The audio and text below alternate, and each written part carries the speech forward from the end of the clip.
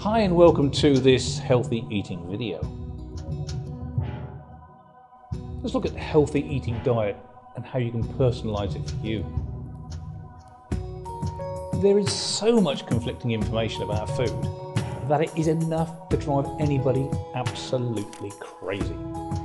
It seems as though every single day there is something new, there are new findings, there are new ideas.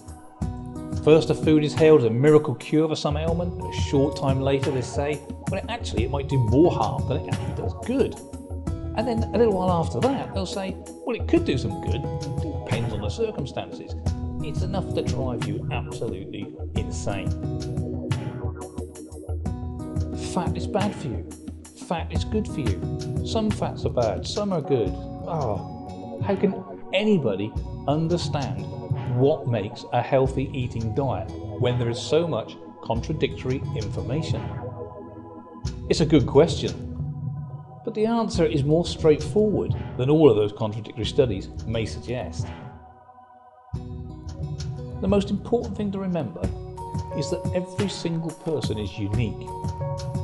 That means what works for one person may not work for you. In fact, what works for millions of other people may not work for you, and vice versa. Think about it.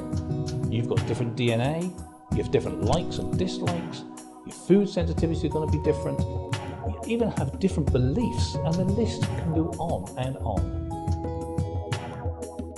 And all of these things can have an impact on what constitutes a healthy eating diet for you specifically.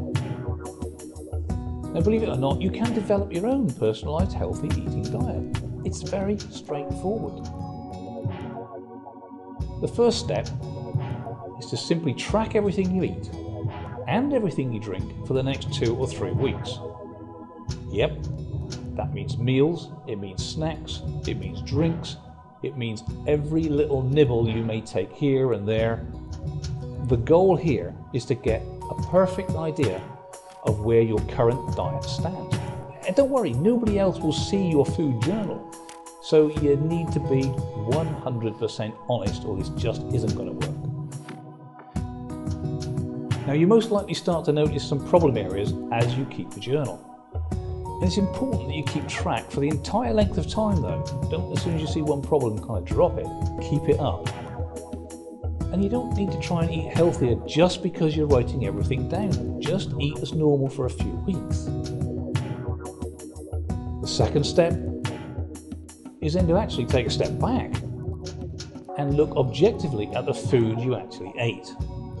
Okay, now you try to identify the problem areas, such as what time you eat certain foods, how does stress affect the way you eat, or how do different things relate to one another. For example, you find that you eat a lot more junk food when you skip breakfast, or that you actually eat a fattier lunch on Mondays. Now, whatever the case may be, these problem areas are a good place to start making the changes. You don't have to make a complete change, not all at once. That could be too much of a shock for your system, and the temptation to go back to your old eating habits may be very, very strong. And again, this is just going to mess things up. Okay, now go ahead and take smaller steps by first improving the areas that need the most improvement. Once you've improved those, you can move on to the next, and then the next, and so on. Switching to a healthier eating diet doesn't have to be complicated. In fact, the simpler and easier it is, the more likely you will stick with it for the long haul. Now, that makes a lot more sense than getting on the proverbial roller coaster and going up and down for the rest of your life like many people do. Why do that? Instead, start writing your own food journal and take a good look at your current eating habits. Making a few smart changes can ensure you'll be eating healthy before you know it.